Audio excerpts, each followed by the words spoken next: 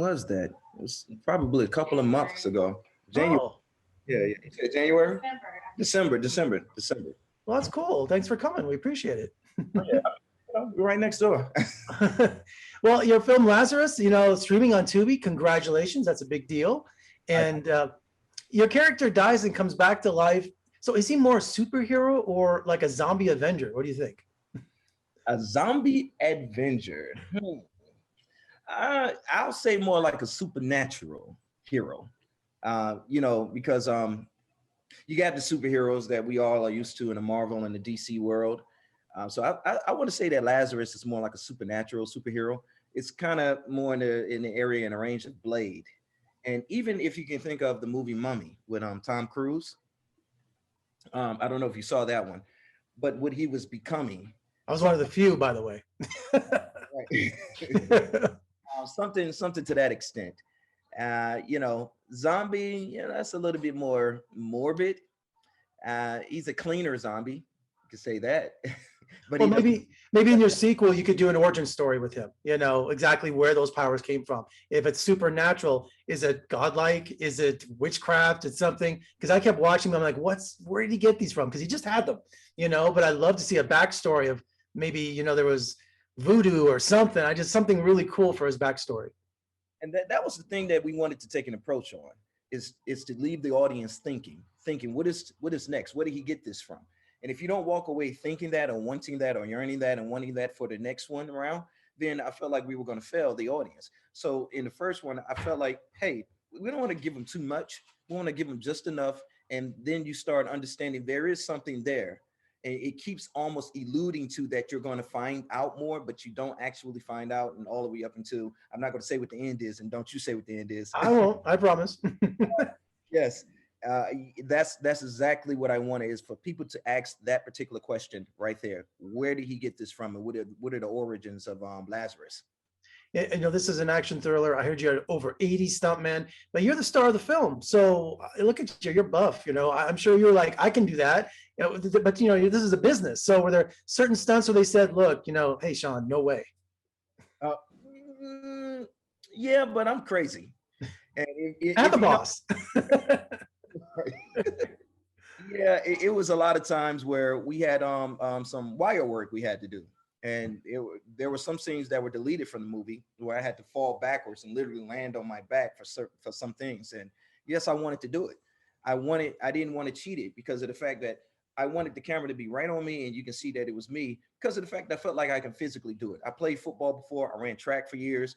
I'm a masochist. I'm always in the gym. I'm doing stuff that's crazy. When I was playing flag football, my wife used to always wonder what was wrong with me because I came back with injuries, and she would say, "Why? Why do you do this to yourself?"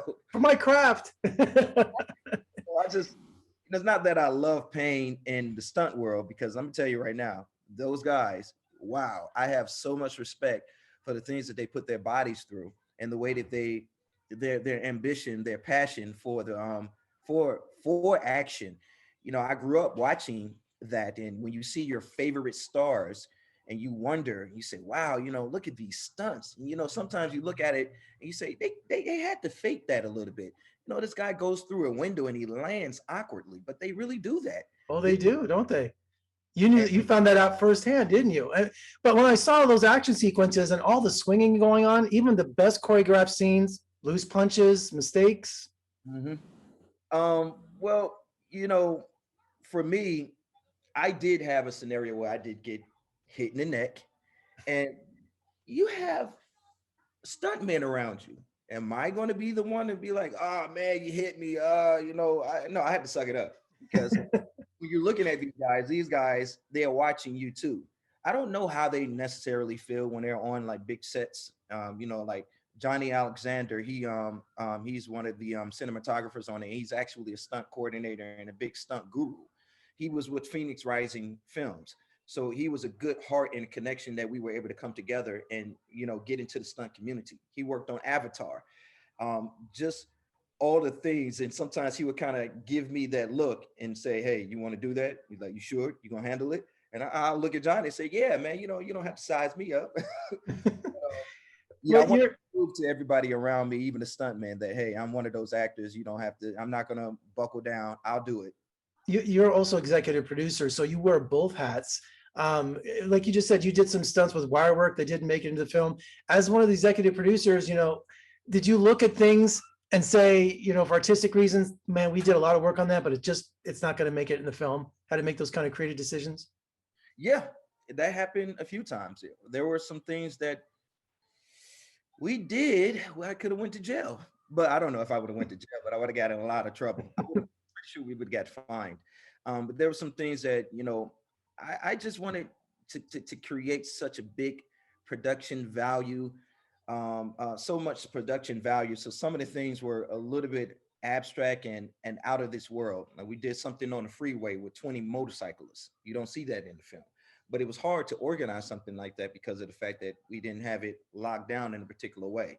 But we did get it done, and everybody would always look like when I come up and I say, "Hey, I think we can get this done," because as we were going, more ideas were coming to me, and more things were hitting me because it took us time to complete this entire film.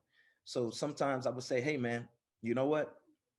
On this shot right here, we got to have a jib. We have to have a crane out here. We have to have this. If our drone didn't work, I shut down the drone. Then I called up my guy Victor. He's credited on the film. He's an incredible jib crane operator. So we did that so many different times. So yeah, some of the stuff didn't make it into the film, and it wasn't really. It was because it didn't make sense or it didn't look good. It's just It it didn't advance the story or the plot. right. It didn't Yeah. go with the story. It didn't make sense to what was going on in the story, and we couldn't fit it in there in a puzzle piece that we were wanting to. But at least, it was fun to still do it. Well, do you see yourself in the future? Do you prefer to be behind the camera or in front of it? I continue to be on both sides. Yeah, credit to shout out to Michael B. Jordan. He's out there doing incredible things. And I know him, and that's the same type of career that I've always aspired to have, is to be on the camera. Sometimes I actually feel like I know I'm going to produce a film where I'm not even going to be an actor in it, but I actually do one day want to actually produce a film and just sit on the other side of the camera and see it all the way through.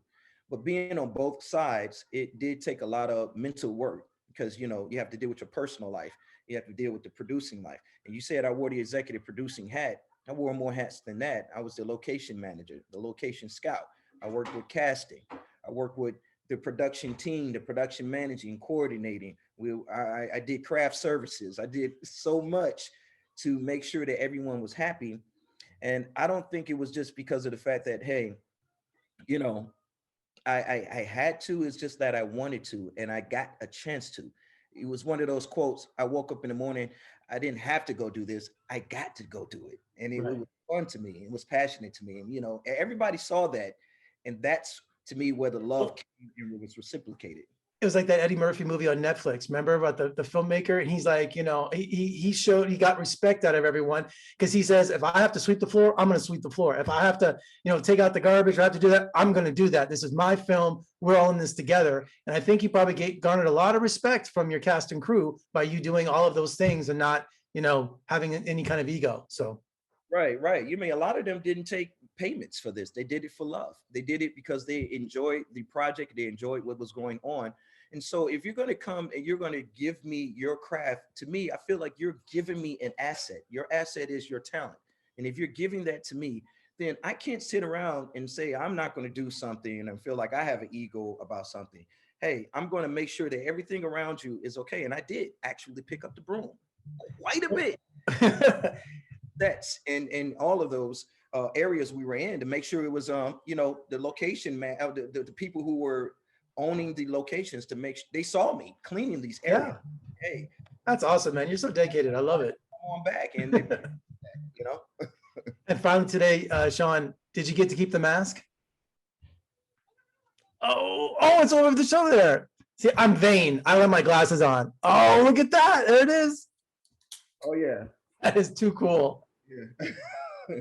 It's always going to be with me. That is awesome, man. Well, man, we're waiting for our sequel. Thank you so much for talking to me today, Sean. Awesome job. And I can't wait to see what you do next, buddy. Man, I'll send you a shot when next time I'm up in Vegas, my brother Jeffrey. Thank you so much for having me.